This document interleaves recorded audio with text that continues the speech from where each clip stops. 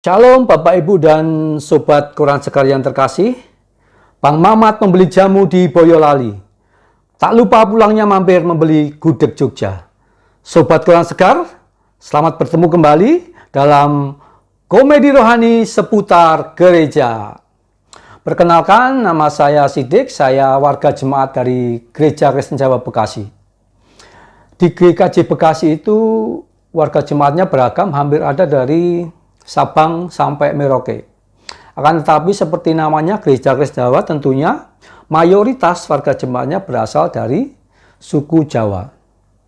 Dan akan tetapi di GKJ Bekasi ini banyak juga warga jemaatnya yang merupakan sobat Quran Sekar dari Sumatera Utara atau yang lebih kita kenal dengan suku Batak.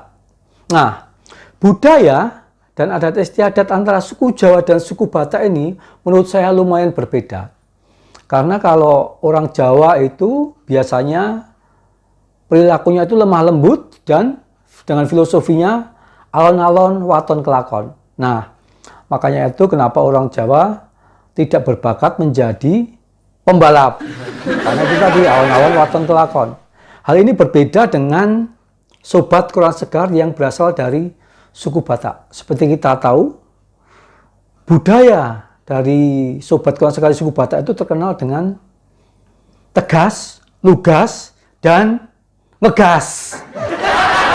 Misalnya, sebagai contoh dalam hal meminjam uang. Itu sangat berbeda. Misal si Opung tidak meminjam uang kepada ponakannya, si Ucok. Teleponlah si Opung. Kring. Dijawab sama si Ucok. Selamat siang Opung. Ucok, ada duit 5 juta. Aku pinjam bentar ya untuk membetulkan mobilku yang rusak ini. Siap Opung. Aku minta nomor rekeningnya ya. Nanti aku transfer Opung. Oke Ucok, aku tunggu ya. Baik Opung. Langsung ditutup. Selesai. 15 detik urusan selesai. Berbeda dengan sobat Quran Sekar yang dari Jawa.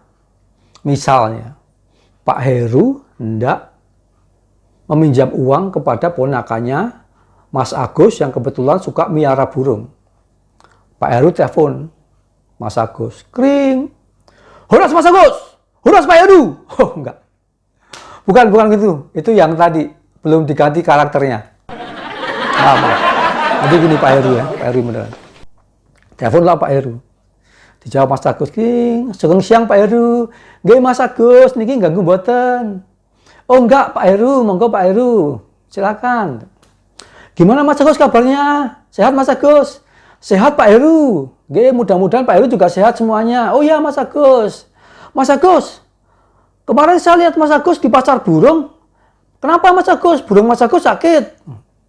Oh enggak Pak Heru, kemarin memang saya ke pasar burung. Pak Heru lihat ya, kemarin saya beli makanan burung. Kebetulan makanan burung saya habis.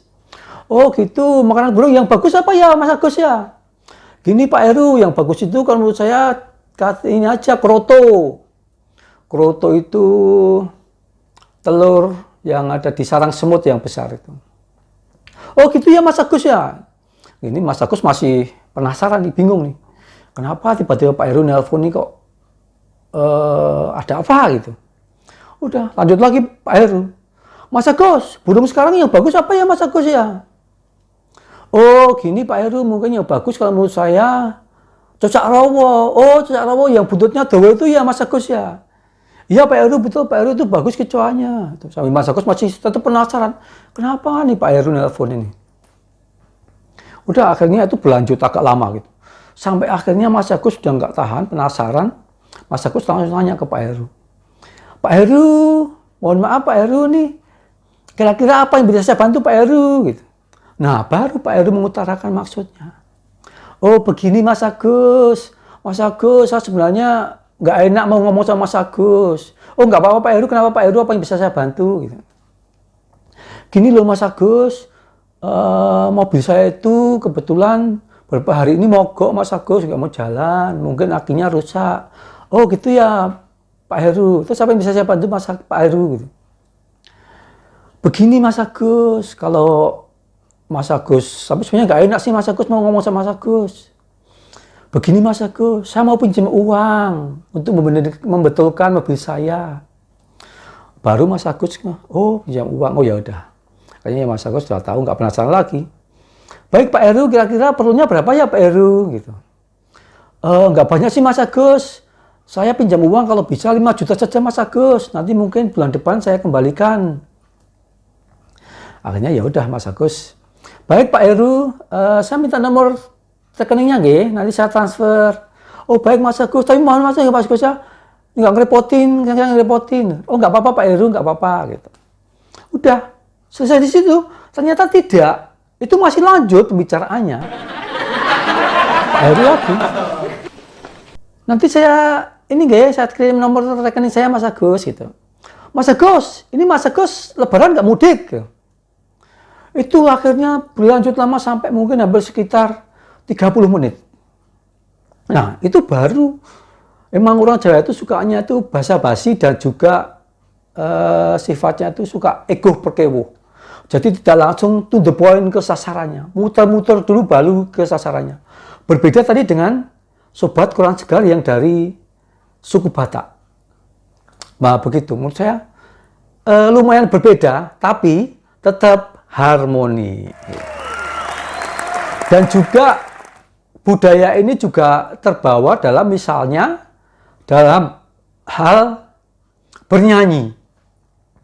Waktu itu saya mengikuti ibadah Natal di GKJ Bekasi. Jadi pas lagunya waktu itu judulnya Hai Siarkan di Gunung. Nah kalau orang Jawa itu biasa. Intro masuk langsung nyanyi. Hai siarkan di gunung, di bukit dan di mana jua. Orang Jawa begitu. Nah kebetulan di samping saya itu si Ucok. Nah begitu intro masuk, deng deng deng. Langsung si Ucok nih, hai! Saya sempat kaget sama nengok ke samping. Kenapa nih si Ucok kok teriak-teriak nih? Ternyata lanjutannya, hai! Siarkan di gunung. Baru saya ternyata memang begitu mereka bernyanyi. Sobat Quran Segar dari suku Batak ini berbeda intonasinya dengan suku Jawa. Begitu. Akan tetapi walaupun berbeda tetap harmoni. Nah, Sobat Quran Segar dari suku Batak ini juga terkenal dengan budayanya yang kritis dan suka berdebat. Jadi suatu saat si Ucok itu melakukan wisata rohani ke Danau Galilea. Nah sampai Danau Galilea si Ucok pengen muter-muter di Danau Galilea naik perahu. Dan di situ kebetulan ada perahu di situ. Nah si Ucok datang ke tukang perahunya. Mister, saya mau muter-muter Danau Galilea. Berapa sewa perahu ini? Oh, nggak mahal. Hanya 1 juta. Sudah akan, 1 juta? Di tempatku, di Danau Toba, itu cuma 200.000. Udah muter-muter Pulau Samosir. Si misternya tadi nggak mau kalah juga, nggak mau nyerah. Itu di tempat kok, di Danau Toba. Kalau di sini di Danau Galilea, 1 juta, udah murah itu. Gitu. Kalau nggak mau ya sudah. Gitu. Akhirnya ya udah, si Ucok akhirnya nggak jadi naik perahu, si Ucok pergi. Tapi dalam hati si Ucok menggerutu begini. Wah, mahal kali sewa perahu. Pantesan dulu Tuhan Yesus itu memilih jalan kaki di atas air Danau Galilea. Mungkin karena mahal kali sewa perahu di Danau Galilea ini. Baik begitu, Sobat Quran Segar yang terkasih, intermezzo dari saya. Suka menjadi berkat. Tuhan memberkati. Shalom Sobat Quran Segar yang terkasih.